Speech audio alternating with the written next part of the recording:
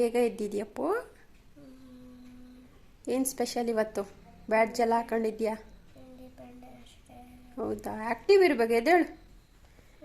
ಎಲ್ಲ ಕ್ಲೀನಿಂಗ್ ನಡೀತಿದೆ ಮನೆಯಲ್ಲಿ ಅಲ್ಲಪ್ಪ. ನಾಳೆ ಇಂಥ ಹಬ್ಬ ಕಂದ? ವರಮಹಾಲಕ್ಷ್ಮಿ ಹಬ್ಬನಾ?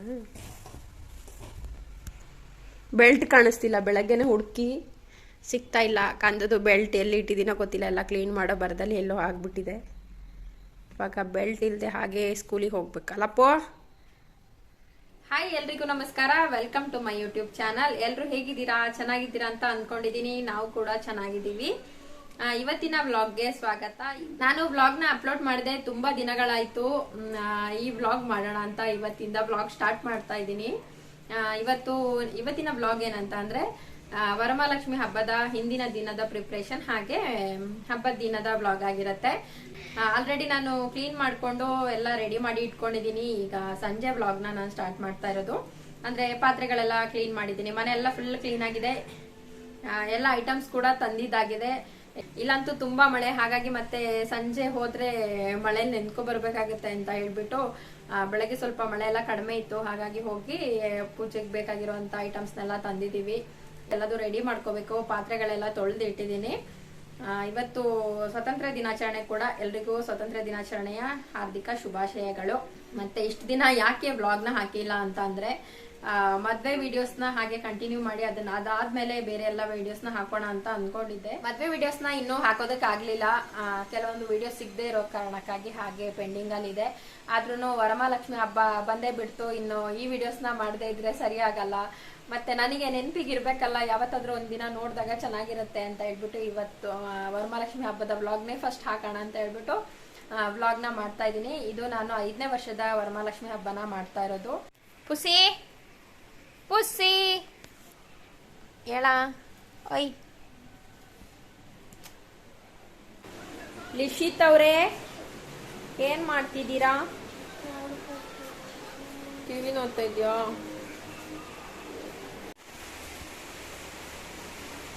ಅಣ್ಣಂಗೆ ಸಿಟ್ಟು ಬಂದಿದೆ. ಯಾಕೆ ಸಿಟ್ಟು ಬಂದಿರೋದು? ನಾ ಬೈದಿದ್ದಕ್ಕೆ ಅಂತ, ನಾನು ನೋಡಿ ಮಾತಾಡು ಕಂದ ಅಂತ ಹೇಳಿದೆ, ಅದಕ್ಕೆ ಸಿಟ್ಟು ಅವನಿಗೆ. ಎಲ್ಲ ಕಡೆ ಕ್ಲೀನ್ ಆಗಿದೆ. ಹೊರಗಡೆ ಮಳೆ ಬರ್ತಿದೆ. ಮಳೆ ಅಂದ್ರೆ ಮಳೆ ಗುಡುಗು ಬರ್ತಾ ಇದೆ. ಈ ಮಳೆಲಿ ಎಂತ ಹಬ್ಬ ಮಾಡೋದು ಏನೋ ಅಲ್ಲಪ್ಪೋ. ನನ್ನ ಕಂದುಗೆ ಇವತ್ತು ಇಂಡಿಪೆಂಡೆನ್ಸ್ ಡೇದು ಏನೋ ಪ್ರೈಸ್ ಬಂದಿದೆ, ಆದ್ರೆ ಮನೆಗೆ ಬಂದಿಲ್ಲ ಪ್ರೈಸು. ಸುಮ್ಮನೆ ಪ್ರೈಸ್ ನಾಳೆ ಕೊಡ್ತಾರಂತೆ. ಅದು ಕಾಂಪಿಟೇಷನ್ ಇಟ್ಟಿದ್ರು, ಅದ್ರಲ್ಲಿ ಯಾವ್ದ್ರಲ್ಲಿ ಒಂದ್ರಲ್ಲಿ ಪ್ರೈಸ್ ಬಂದಿದೆ ಅಂತೆ. ಇವನ್ನ ಬೇಗ ಹೋಗಿ ಕರ್ಕೊಂಡ್ ಬಂದ್ಬಿಟ್ರು ಪ್ರವೀಣ್ ಅವರು. ಎಲ್ಲದ್ರಲ್ಲೂನಾ? ಎಲ್ಲದ್ರಲ್ಲೂ ಮಿಸ್ ಕೊಡೋದು, ಒಂದಲ್ಲ ಮಿಸ್ ಕೊಡೋದು. ಹೌದಾ, ಸರಿ. ಎಲ್ಲದ್ರಲ್ಲೂ ನನ್ನ ಮಗಂಗೆ ಪ್ರೈಸ್ ಬಂದಿದೆ, ನಾಳೆ ತಗೋಬಾ.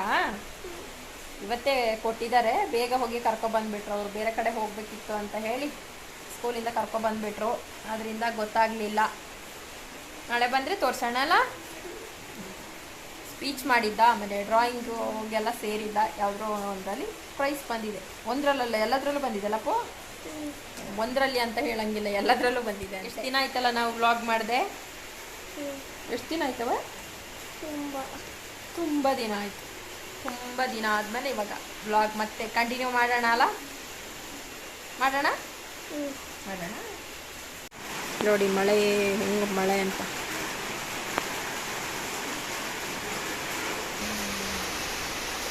ನೋಡಿ, ಇದನ್ನೊಂದನ್ನ ಲಾಸ್ಟಲ್ಲಿ ಮರ್ತೋಗಿತ್ತು, ತೊಳೆದಾಕಿದ್ದೆ, ಅದೇ ಒಣಗಿಲ್ಲ. ಇದೇ ಸ್ಯಾರಿ ದೇವ್ರಿಗೆ ಉಡಿಸ್ತಾ ಇರೋದು. ಆಮೇಲೆ ಇದು ಬ್ಲೌಸ್ ಪೀಸ್, ಅದ್ರದ್ದು ಕಟ್ ಮಾಡಿದೆ. ಮತ್ತೆ ಬ್ಲೌಸ್ ಪೀಸ್ ಇದ್ದರೆ ಉದ್ದ ಆಗಿಬಿಡುತ್ತಲ್ಲ, ಅದನ್ನೇ ಸೈಡಿಗೆ ಇಡೋಣ ಅಂತ. ರಾಣಿ ಪಿಂಕ್ ಕಲರು, ಪಿಂಕ್ ಮತ್ತು ಗ್ರೀನ್ ಮಿಕ್ಸ್. ಇದನ್ನು ಮಡ್ಚೋದೆಲ್ಲ ಈಸಿ ಇದೆ, ಅದರಿಂದ ಸ್ವಲ್ಪ ಲೇಟಾಗಿ ಮಾಡ್ಕೊಳ್ಳೋಣ ಅಂತ. ಸ್ವಲ್ಪ ವೆಯ್ಟ್ ಇದೆ ಸ್ಯಾರಿ, ಹಾಗಾಗಿ ಚೆನ್ನಾಗಿ ನಿಲ್ಲುತ್ತೆ ಅಂತ ಅಂದ್ಕೊಂಡಿದ್ದೀನಿ.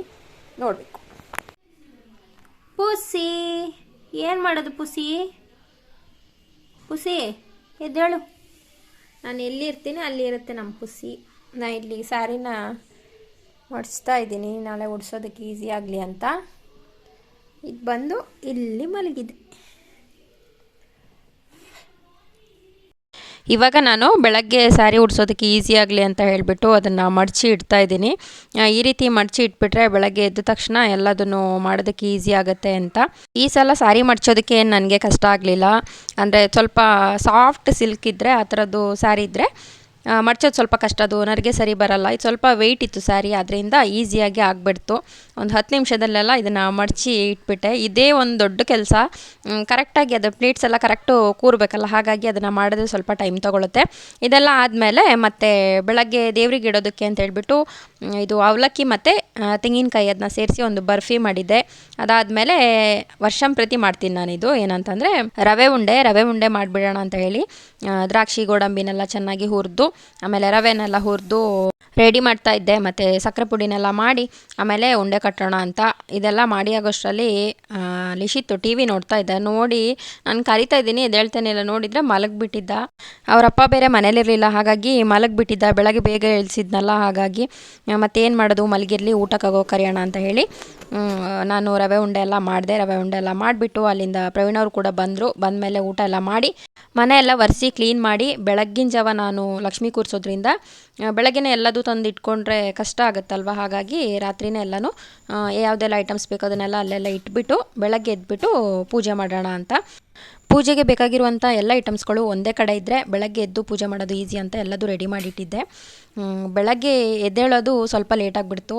4 ಗಂಟೆಗೆ ಅಲಾರಾಮ್ ಇಟ್ಟಿದ್ದನ್ನ ಆಫ್ ಮಾಡಿಬಿಟ್ಟು ಏನೋ ಯೋಚನೆಯಲ್ಲಿ ಮತ್ತೆ 5 ಗಂಟೆಗೆ ಎದ್ದೆ. ಇನ್ನೆಂತ ಮಾಡೋದು, ಎಲ್ಲದೂ ರೆಡಿ ಮಾಡಿ ಇಟ್ಟಿದ್ದೆಲ್ಲ ಹೇಗೋ ಧೈರ್ಯ ಆಯಿತು. ಆಮೇಲೆ ಪ್ರವೀಣ್ ಅವ್ರು ಕೂಡ ಹೇಳಿದರು ಟೈಮ್ ಇದೆ, ಆರಾಮಾಗಿ ಎದ್ದು ಮಾಡೋಣ ಅಂತ ಹೇಳಿಬಿಟ್ಟು ಇಬ್ಬರು ಮತ್ತೆ ಎದ್ಬಿಟ್ಟು ಸಡನ್ಲಿ ಎದ್ದು ಕೂತ್ಕೊಂಡು ಮತ್ತು ಸ್ನಾನ ಎಲ್ಲ ಮಾಡಿ ರಂಗೋಲಿ ಎಲ್ಲ ಹಾಕಿ ಮತ್ತು ಪೂಜೆ ಮಾಡೋ ಟೈಮಲ್ಲಿ ಒಂದು ನೈವೇದ್ಯ ಆದರೂ ಇಡಬೇಕಂದ್ರೆ ಸ್ವೀಟ್ ಪೊಂಗಲ್ನ ಮಾಡಿ ಇಡಬೇಕು ಅಂತ ಹೇಳ್ತಾರೆ. ಹಾಗಾಗಿ ಸ್ಟವ್ ಮೇಲೆ ಅದನ್ನು ಇಟ್ಬಿಟ್ಟು ಬಂದು ಅರ್ಜೆಂಟಲ್ಲಿ ಎಲ್ಲದನ್ನೂ ಮಾಡ್ತಾಯಿದ್ದೀನಿ. ನಾನು ಬಿಂದಿಗೆಗೆ ನೀರು ತುಂಬಿಬಿಟ್ಟು ಅದಕ್ಕೆ ಚಿನ್ನ ಬೆಳ್ಳಿ ಎಲ್ಲ ಹಾಕಿ ಪೂಜೆನ ಮಾಡೋದು. ಒಬ್ಬೊಬ್ಬರು ಒಂದೊಂದು ರೀತಿ ಮಾಡ್ತಾರೆ. ಕೆಲವರು ಅಕ್ಕಿ ತುಂಬಿ ಕಳಶನ ಇಡ್ತಾರೆ. ನಾನು ನೀರನ್ನ ಇಟ್ಬಿಟ್ಟು ಕಳಶನ ಇಡ್ತೀನಿ. ಅದಾದಮೇಲೆ ಸ್ಯಾರಿ ಉಡಿಸ್ತೀನಿ. ಈ ಸ್ಯಾರಿ ಉಡಿಸೋದಕ್ಕೆ ತುಂಬ ಟೈಮ್ ಆಗೋದು. ಲೇಟಾಗಿ ಎದ್ದಿದ್ದಕ್ಕೂ ಕೈ ಓಡ್ತಾನೆ ಇರಲಿಲ್ಲ. ಹೇಗೆ ಮಾಡೋದು ಏನು ಅಂತ ತಲೆನೇ ಓಡ್ತಾ ಇರಲಿಲ್ಲ, ಆ ರೀತಿ ಆಗಿತ್ತು. ಅಂತೂ ಕೊನೆಗೂ ಹೇಳ್ತಾರಲ್ಲ, ಟೈಮ್ ಇದ್ದಷ್ಟು ನಾವು ನಿಧಾನ ಮಾಡೋದು ಜಾಸ್ತಿ. ಹಾಗಾಗಿ ಟೈಮ್ ಇಲ್ಲಲ್ಲ, ಹಾಗಾಗಿ ಅರ್ಜೆಂಟಲ್ಲಿ ಚೆನ್ನಾಗಿ ಬಂತು. ನಾನು ಸ್ಯಾರಿ ಉಡಿಸೋದು ಕೂಡ ಈಸಿ ಇತ್ತು, ಅದರಿಂದ ಬೇಗನೆ ಮಾಡಿದೆ. ಪ್ರವೀಣ್ ಅವ್ರು ಕೂಡ ಹೆಲ್ಪ್ ಮಾಡಿದರು. ಮತ್ತು ನನಗೆ ಕಾಣಿಸ್ತಿರ್ಲಿಲ್ಲ, ನಾನು ಅಲ್ಲಿ ಪಕ್ಕದಲ್ಲಿ ಉಡಿಸಿದ್ರೆ ದೂರಕ್ಕೆ ಅದು ಯಾವ ರೀತಿ ಕಾಣಿಸುತ್ತೆ ಅಂತ. ಕೆಲವೊಂದು ಸಲ ಓರೆ ಆಗೋದು, ಸ್ಯಾರಿನ ಒಂದೊಂದು ಕಡೆ ಒಂದೊಂದು ಥರ ಆಗ್ತಿತ್ತು.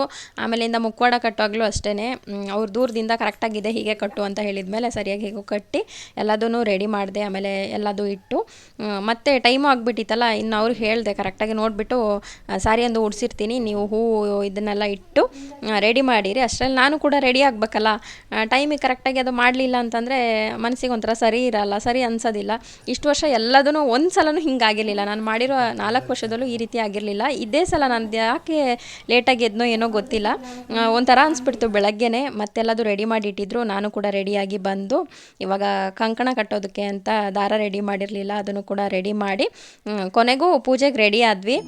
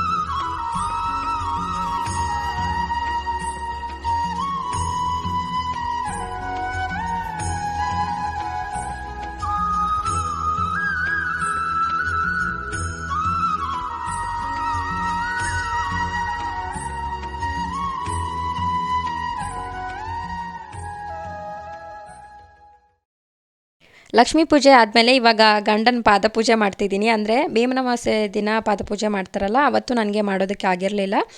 ಆದ್ದರಿಂದ ವರಮಹಾಲಕ್ಷ್ಮಿ ಹಬ್ಬದ ದಿನವೂ ಕೂಡ ಮಾಡ್ಬೋದು ಅಂತ ಹೇಳಿದರು. ಇನ್ನೇನು ಟೈಮ್ ಕೂಡ ಇತ್ತು, ಹಾಗಾಗಿ ಮತ್ತೆ ಹೇಳಿಬಿಟ್ಟು ಪಾದಪೂಜೆ ಮಾಡಿದೆ. ಅದಕ್ಕೆ ಹೇಳ್ತಾಯಿದ್ರು, ಜಾಸ್ತಿ ಕಾಲನ್ನ ತೊಳಿಬೇಡ, ನಾನು ಆಲ್ರೆಡಿ ಸ್ನಾನ ಮಾಡ್ಕೊ ಬಂದಿದ್ದೀನಿ ಅಂತ ತಮಾಷೆ ಮಾಡ್ತಾಯಿದ್ರು. ಅವರಿಗೆ ನೆನಪೇ ಇರಲಿಲ್ಲ ನಾನು ಪಾದಪೂಜೆ ಮಾಡಲಿಲ್ಲ ಅಂತ, ಮರ್ತೋಗಿತ್ತು. ಅದಕ್ಕೆ ಹೇಳ್ತಿದ್ರು, ಇವತ್ತು ಮತ್ತೆ ಪಾದಪೂಜೆ ಮಾಡಿಬಿಟ್ಟು ಗಿಫ್ಟ್ ಕೊಡಿಸಿ ಅಂತೆಲ್ಲ ಹೇಳಬೇಡ ಅಂತ. ಗಿಫ್ಟ್ ಅಂತಂದರೆ ಪಾದಪೂಜೆ ಮಾಡ್ತಾರಲ್ಲ ಅವ್ರಿಗೆ ಅವಾಗ ಹೆಂಡ್ತಿಗೇನಾದರೂ ಗಂಡ ತೆಗೆದುಕೊಡ್ಬೇಕು ಅಂತ. ಹಾಗೆ ಅಂತೇಳಿ ನಾನು ಅದು ಕೊಡಿಸಿ ಇದು ಕೊಡಿಸಿ ಅಂತ ಏನೂ ಕೇಳಲ್ಲ. ಅವ್ರು ಯಾವಾಗಲೂ ನಮಗೆ ಕೊಡಿಸ್ತಿರ್ತಾರೆ. ಗಿಫ್ಟ್ ಸಿಗುತ್ತೆ ಅಂತ ಹೇಳ್ಬಿಟ್ಟು ಪೂಜೆ ಮಾಡೋದಲ್ಲ, ಗಂಡನಿಗೆ ಆಯಸ್ಸು ಆರೋಗ್ಯ ವೃದ್ಧಿ ಎಲ್ಲದೂ ಆಗಲಿ ಅಂತ ಹೇಳ್ಬಿಟ್ಟು ಪೂಜೆ ಮಾಡೋದು. ನನಗೂ ಇದ್ರ ಬಗ್ಗೆ ಮೊದಲೆಲ್ಲ ಗೊತ್ತಿರಲಿಲ್ಲ. ನಾನು ಮದುವೆಯಾಗಿ ಬಂದ ಮೇಲೇ ಇದನ್ನೆಲ್ಲ ಮಾಡ್ತಾ ಇರೋದು. ಏನಾದರೂ ಹಿಂದಿನ ಕಾಲದವರು ಏನಾದರೂ ಒಂದು ಶಾಸ್ತ್ರ ಸಂಪ್ರದಾಯಗಳನ್ನ ಇಟ್ಟಿದ್ದಾರೆ ಅಂತಂದರೆ ಅದರಿಂದ ಎಲ್ಲದೂ ಒಳ್ಳೆಯದಾಗುತ್ತೆ. ಅದನ್ನು ಮಾಡೋದ್ರಲ್ಲಿ ಏನೂ ತಪ್ಪಿಲ್ಲ. ಅಯ್ಯೋ ನಾವು ಮೊದಲು ಮಾಡ್ತಿರ್ಲಿಲ್ಲ, ಇವಾಗ ಯಾಕೆ ಮಾಡಬೇಕು, ಹಾಗೆಲ್ಲ ಏನೂ ಇಲ್ಲ. ಹಾಗಾಗಿ ಈ ಪೂಜೆನ ನಾನು ಮಾಡಿದೆ. ಆಫ್ಟರ್ ಪೂಜೆ ಫೋಟೋ ತೆಗೆಯೋದು ಇವಾಗ.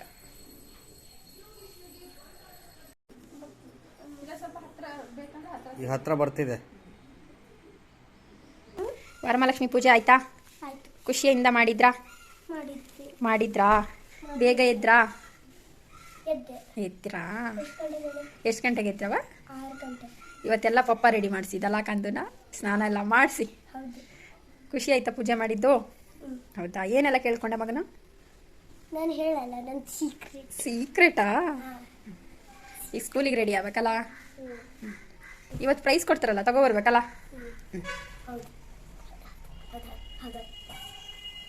ಇವಾಗ ಪೂಜೆ ಎಲ್ಲ ಆಯಿತು, ಸ್ವಲ್ಪ ಗಡಿಬಿಡಿ ಆಗೋಯ್ತು ಎಲ್ಲಪ್ಪ.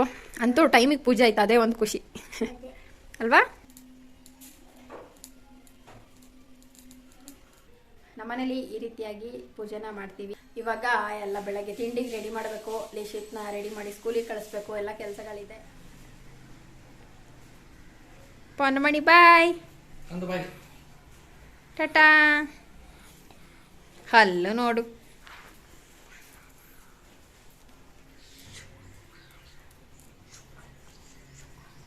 ಕುಂಕುಮ ಹಾಕ್ತೀವಿ, ಓಡ್ಬೇಡ.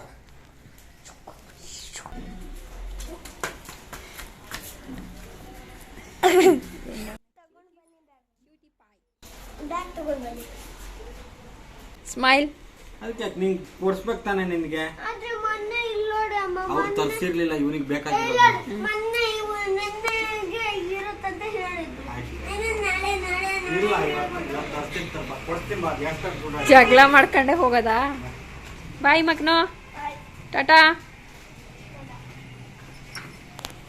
ಪೂಜೆ ಎಲ್ಲ ಆಗಿ ಬೆಳಗಿನ ತಿಂಡಿ ಮುಗಿಸಿ ಆಮೇಲೆ ಸ್ಕೂಲ್ಗೆ ಆಫೀಸ್ಗೆಲ್ಲ ಕಳಿಸಿ ಇವಾಗ ನಾನು ಸ್ವಲ್ಪ ಫ್ರೀ ಆದೆ.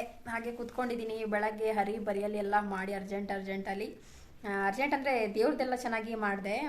ನಾನು ಸ್ವಲ್ಪ ರೆಡಿ ಆಗೋದೆಲ್ಲ ಟೈಮ್ ಸಿಗಲಿಲ್ಲ. ಓಕೆ, ಹೀಗೆ ಸಿಂಗಲ್ ಪಿನ್ ಹಾಕ್ಕೊಂಡು ಸಾರಿ ಹಾಕ್ಕೊಂಡು ಪೂಜೆ ಮಾಡಿದ್ದಾಯಿತು. ಬೆಳಗ್ಗೆ ಬೇಗ ಮಾಡಿದರೆ ನನಗೊಂಥರ ಮನಸ್ಸಿಗೆ ಸಮಾಧಾನ. ಕೆಲವರೆಲ್ಲ ಸಂಜೆ ಪೂಜೆ ಮಾಡ್ತಾರೆ. ಸಂಜೆ ಪೂಜೆ ಮಾಡೋದು ನನಗೆ ಇಲ್ಲಿವರೆಗೂ ಮಾಡಿಲ್ಲ. ಅದರಿಂದ ಈ ಸಲನೂ ಬೆಳಗ್ಗೆನೇ ಪೂಜೆ ಮಾಡಿದೆ. ಮತ್ತು ಎಲ್ಲರಿಗೂ ವರಮಹಾಲಕ್ಷ್ಮಿ ಹಬ್ಬದ ಹಾರ್ದಿಕ ಶುಭಾಶಯಗಳು. ನಮ್ಮನೇಲಂತೂ ಪೂಜೆ ಚೆನ್ನಾಗಾಯಿತು. ಇವಾಗ ಏನಂತಂದರೆ ಎಲ್ಲ ರೆಡಿ ಮಾಡಿದ್ದು ಇಲ್ಲಿ ಮಾತ್ರ ಕ್ಲೀನ್ ಇದೆ. ರೂಮಲ್ಲೆಲ್ಲ ತೆಗೆದಾಕಿದ್ದು ಅಲ್ಲೆಲ್ಲ ಇದೆ, ಅದನ್ನೆಲ್ಲ ತೆಗೆದಿಟ್ಬಿಟ್ಟು ಬೆಳಗಿನ ತಿಂಡಿ ತಿಂದು ಮಧ್ಯಾಹ್ನಕ್ಕೆ ಏನಾದರೂ ಅಡುಗೆ ಮಾಡಬೇಕು. ವರಮಹಾಲಕ್ಷ್ಮಿ ಹಬ್ಬ ಅಂತ ಅಂದಮೇಲೆ ಹಬ್ಬದ ಅಡುಗೆ ಕೂಡ ಮಾಡಬೇಕಲ್ಲ. ಹಾಗಂತೇಳಿ ಸ್ವೀಟ್ ಏನು ಜಾಸ್ತಿ ಮಾಡಲಿಲ್ಲ ನಾನು. ಅನ್ನ ಸಾರು, ಪಲ್ಯ, ಆಮೇಲೆ ಚಿತ್ರಾನ್ನ ತರಕಾರಿ ಎಲ್ಲ ಹಾಕ್ಬಿಟ್ಟು ಚಿತ್ರಾನ್ನ ಮಾಡಿದ್ದು. ಅದಕ್ಕೆ ಈರುಳ್ಳಿ ಬೆಳ್ಳುಳ್ಳಿ ಎಲ್ಲ ಏನು ಯೂಸ್ ಮಾಡಿಲ್ಲ. ದೇವರಿಗೆ ಇಡೋದಕ್ಕೆ ಆಗುತ್ತಲ್ಲ, ಹಾಗಾಗಿ ಈರುಳ್ಳಿ ಬೆಳ್ಳುಳ್ಳಿನೇ ಯೂಸ್ ಮಾಡಲಿಲ್ಲ.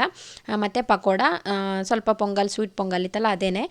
ಜೊತೆಗೆ ಕೆಲವರು ಹೋಳಿಗೆ ಎಲ್ಲ ಮಾಡ್ತಾರೆ, ನಾನು ಅದನ್ನೆಲ್ಲ ಮಾಡಲಿಲ್ಲ. ಅಂದರೆ ನಮ್ಮ ಮನೇಲಿ ಸ್ವೀಟೆಲ್ಲ ಜಾಸ್ತಿ ತಿನ್ನಲ್ಲ, ನಮಗೆ ಎಷ್ಟು ಬೇಕು ಅಷ್ಟೇ. ಹಾಗಾಗಿ ಸ್ವಲ್ಪ ಸ್ವೀಟ್ ಇದ್ರೂ ಸಾಕಲ್ಲ. ಅನ್ನ ಸಾರು ಅದನ್ನೆಲ್ಲ ಚೆನ್ನಾಗಿ ಮಾಡಿಬಿಟ್ಟು ಚಂದ ಊಟ ಅಂತೂ ಆಯಿತು. ಅದನ್ನೇ ಎಲ್ಲಿ ಕೇಳ್ಕೊಳ್ಳೋದು ನಾವು? ಗೊತ್ತಾ? ಓ ಹಾಂ, ಎಂತಕ್ಕೆ ಪ್ರೈಸ್ ಕೊಟ್ಟಿದ್ದಪ್ಪ? ಸ್ಪೀಚಲ್ಲಿ ಕೂಸಿಗೆ ಫಸ್ಟು. ವಾ, ಬುಕ್ಸ್ ಕೊಟ್ಟಿದ್ದಾರಾ? ಚೆನ್ನಾಗಿದೆಲ್ಲ ಕಂದಮಣಿ. ಓದಬೇಕು.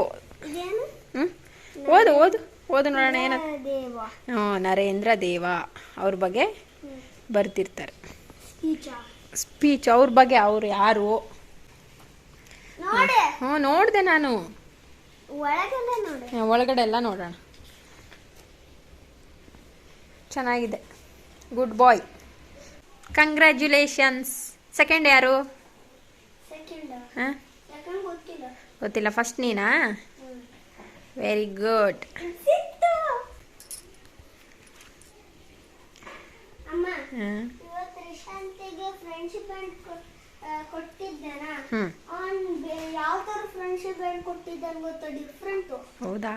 ನಾನು ಕೊಟ್ಟಿದ್ದ ಡಿಫ್ರೆಂಟ್ ಇಲ್ಲಡಿ ಈ ತರ ವಾ ರಬ್ಬರಿಂದ ಹಾಂ ರಬ್ಬದ್ದು ತಗೊಬಂದಿದ್ದು ನಾನು.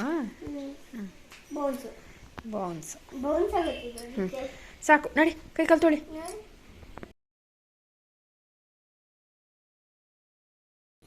ಇವಾಗ ಸಂಜೆ ಪೂಜೆ ಎಲ್ಲ ಆಯಿತು. ಇವಾಗ ಸಂಜೆ ಅರ್ಶಿನ ಕುಂಕುಮಕ್ಕೆಲ್ಲ ಬಂದಿದ್ರು. ಅವ್ರಿಗೆಲ್ಲ ಕೊಟ್ಟು ಕಳಿಸಿದ್ದಾಯಿತು. ಇನ್ನು ನಾನು ಹೋಗಬೇಕು. ನಾನು ಎಲ್ಲಿ ಹೋಗ್ಬೇಕು? ಹಾಂ ಎಲ್ಲಿ ಹೋಗ್ಬೇಕು ನೀವು? ಅಲ್ಲಿ ಹೋಗ್ಬೇಕು. ಟೌನ್ಗೆ ಕರೆದಿದ್ದಾರೆ. ಇವತ್ತಾ? ಹಾಂ ಹೋಗಿ ಬರುವ. ಬರೋದ್ ಬೇಡನ? ನೀ ಬಾ. ಬೇಡ? 2 ದಿನದಿಂದ ಮಾಡಿಲ್ಲ. 2 ದಿನದಿಂದ ಮಾಡಿಲ್ಲ, ಅದಕ್ಕೆ ಇವತ್ತು ಮಾಡ್ತಿರೋದಾ? ಇವತ್ತು ನಿನ್ನೆಯಿಂದ. ಅದಕ್ಕೆ ಹಿಂಗೆ ಮಾಡೋದು. ದನ ಹಿಂಗೆ ಒರೆಸೋದು ಕಂದ. ನನ್ ದನನ? ನೀನೇ ಹೇಳ್ಬೇಕು. ನನ್ ದನ ಅಲ್ಲ. ಅಲ್ಲ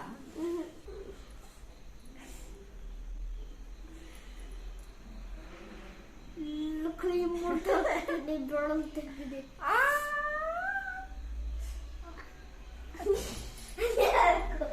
ಆರತಿ ಲಾಸ್ಟಿಗೆ ಒಂದು ಪೂಜೆ ಮಾಡಿಬಿಟ್ಟು ಆರತಿ ಮಾಡಿ ಕದಲಿಸಿದ್ರೆ ಈ ವರ್ಷದ ವರಮಹಾಲಕ್ಷ್ಮಿ ಹಬ್ಬ ಮುಗೀತು. ಮತ್ತೆ ಮುಂದಿನ ವರ್ಷದವರ ಕಾಯೋದು. ಫಸ್ಟು ಮಾಡೋವಾಗ ಇನ್ನು ಹಬ್ಬ ಬರ್ತಿದೆಯಲ್ಲ ಅಂತ ಒಂದು 15 ದಿನದಿಂದ ಶುರು ಆಗುತ್ತೆ. ಮುಗಿಯುವಾಗ ಒಂದೇ ದಿನಕ್ಕೆ ಮುಗಿದೋಯ್ತಲ್ಲ ಅಂತ ಅನ್ಸುತ್ತೆ. ಆದರೂ ಖುಷಿ ಅನಿಸುತ್ತೆ ಮಾಡಿದ್ದಕ್ಕೆ. ನಾವು ಬೆಳಗ್ಗೆನೇ ಬೇಗ ಮಾಡೋದ್ರಿಂದ ಸಂಜೆ ಸ್ವಲ್ಪ ಸುಲಭ ಆಗುತ್ತೆ.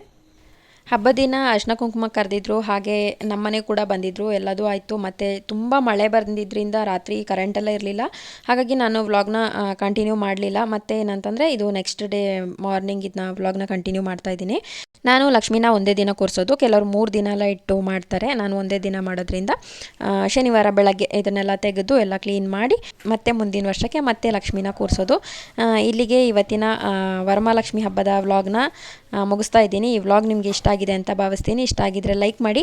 ಹಾಗೆ ನನ್ನ ಚಾನಲ್ನ ಇಷ್ಟೊತ್ತು ಸಬ್ಸ್ಕ್ರೈಬ್ ಮಾಡದೆ ವಿಡಿಯೋನ ನೋಡಿದರೆ ಪ್ಲೀಸ್ ಸಬ್ಸ್ಕ್ರೈಬ್ ಮಾಡಿ. ಮತ್ತೆ ಮುಂದಿನ ಹೊಸ ವ್ಲಾಗ್ ಒಂದಿಗೆ ಸಿಗೋಣ. ಅಲ್ಲಿವರೆಗೂ ನಮಸ್ಕಾರ. ಬಾಯ್ ಬಾಯ್.